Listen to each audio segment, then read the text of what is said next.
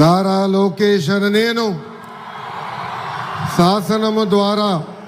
నిర్మితమైన భారత రాజ్యాంగం పట్ల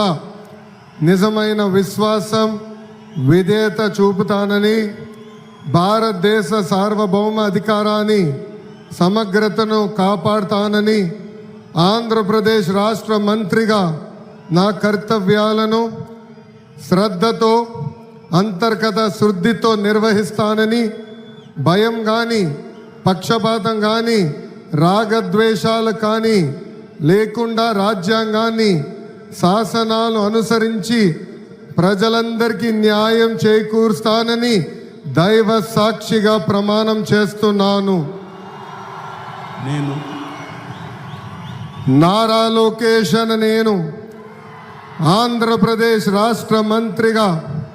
నా పరిశీలనకు వచ్చి నారా లోకేష్ అనే నేను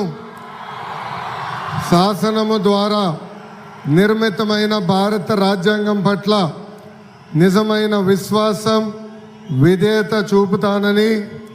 భారతదేశ సార్వభౌమ అధికారాన్ని సమగ్రతను కాపాడుతానని, ఆంధ్రప్రదేశ్ రాష్ట్ర మంత్రిగా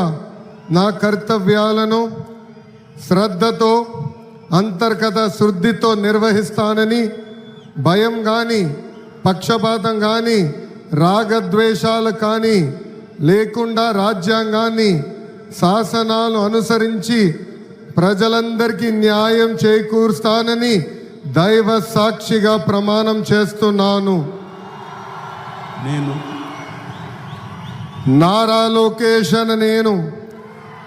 ఆంధ్రప్రదేశ్ రాష్ట్ర మంత్రిగా